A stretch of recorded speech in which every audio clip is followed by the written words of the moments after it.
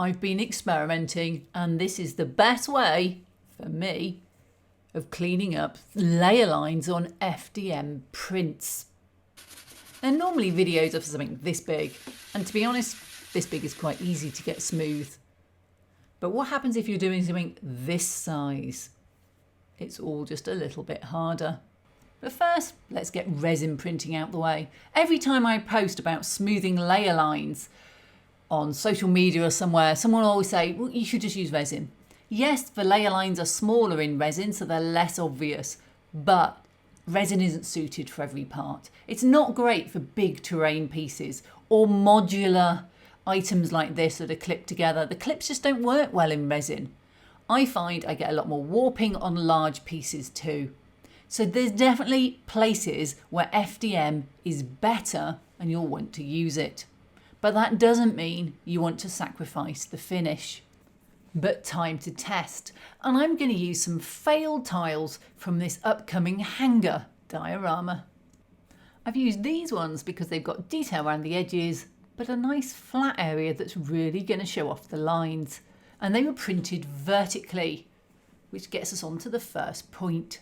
It makes a real difference which way you print your items. So these two tiles are fan tiles. And the one on the left is printed vertically. So it's standing upright with a really thin base at the bottom. The one on the right is printed flat on the base plate.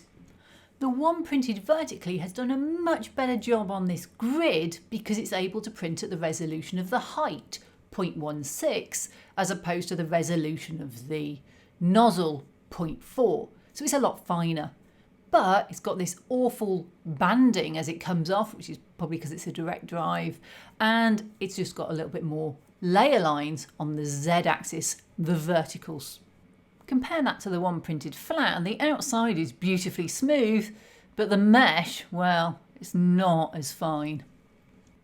But once you've printed your part, the obvious thing to do if you've got marks is to sand it. And I'm using these. They're not great in the middle, are they? They're rejects.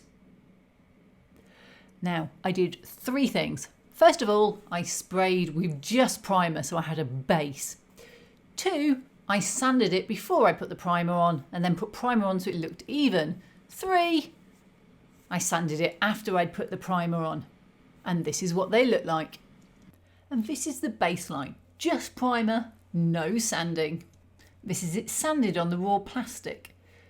It's great for getting rid of strings and blips and bumps, but it doesn't fill any of the gaps. So even when you put a bit of primer on first and fill some of those gaps, you've still got a lot of dents and divots that you'd have to file down a massive amount to get rid of. But sanding takes a long time, and I wanted to speed it up. So how about scraping? This is much, much quicker, less messy, and just basically all round better with the prints. There's not much to scraping. You can buy cabinet scrapers, but they're massively big. So I just use this rounded blade scalpel. I'm less likely to dig in if it's rounded, and I scrape. Just takes all the tops off. Now, it's not going to fill the troughs in, just like sanding isn't, but it's a great way to get rid of bumps and divots, and is much, much quicker, surprisingly, than sanding.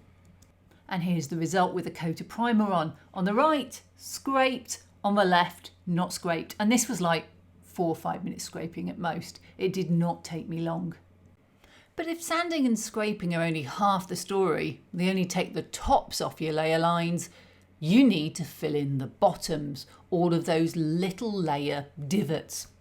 And the best way is to apply something to the surface that has a bit of body and can fill the gaps. So first up, the one I see probably touted most on the internet is some kind of resin. There's even a resin made specially for it called XTC. It's 2-part, you mix it together, you put it on. But I don't have any of that, and it's really expensive. So I used my normal UV resin for my printer because I've got this old bottle I never want to put in a printer again. And it does an okay job. You can see that here. So let's try it on the test piece. It's fairly simple. Put a mask on, put gloves on. I'm not joking, this stuff gives me headaches. it does build up over time. And then you just apply it with a foam or disposable brush. You can rinse them out with isopropyl alcohol, but you don't want that going down your sink, so you'll need to dispose of it properly. Once you're done, blowtorch out any bubbles.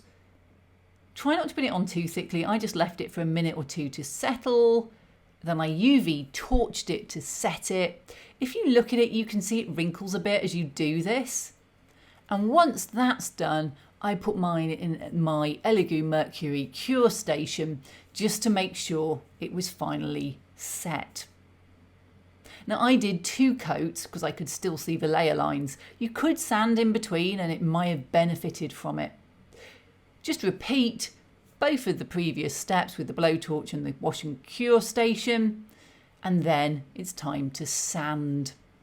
I will admit I was a little heavy-handed, but I find the resin never dries smooth, so you always need to sand. Cue a 5-minute sanding montage. I'll speed it up to save you that. It's worth noting resin is quite tough, so it takes a little bit more sanding, and I didn't want to go to a really rough grit because then I'm just going to put scratches on that I need to sand out.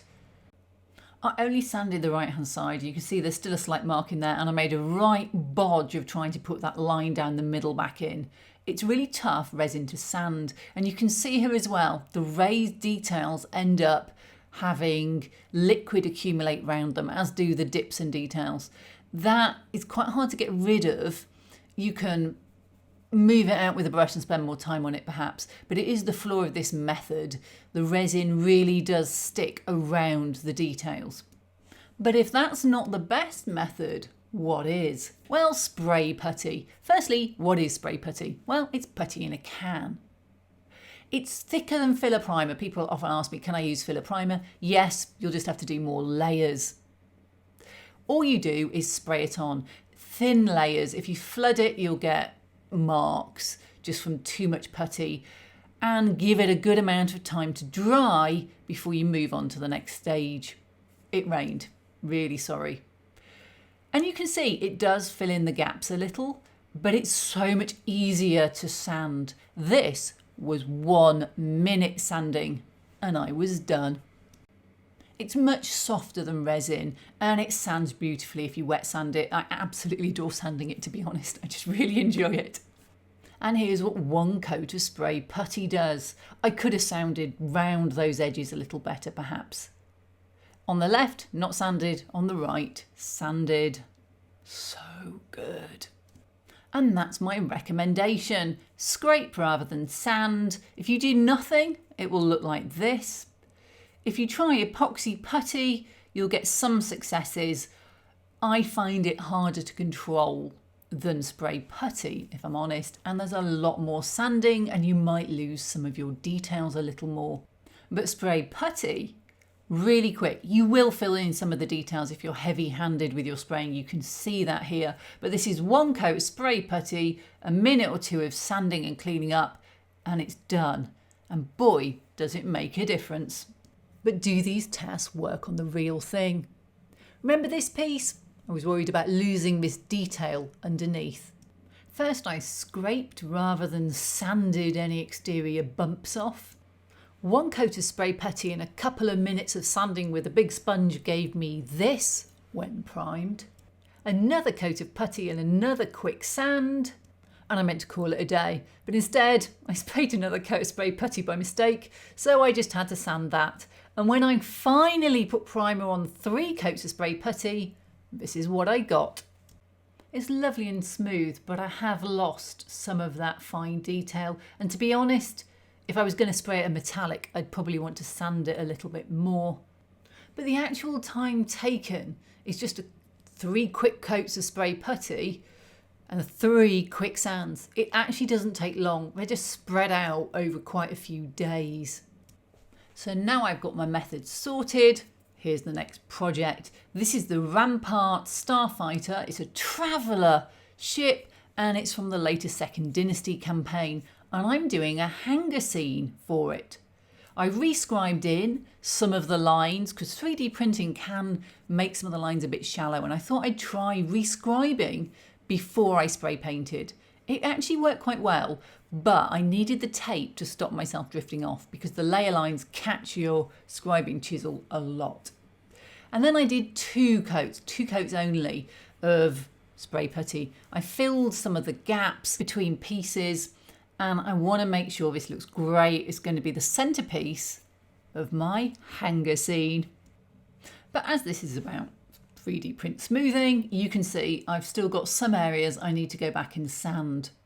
So if you found this useful, subscribe, hit the bell button, consider supporting me with extra, but otherwise just tune in next time.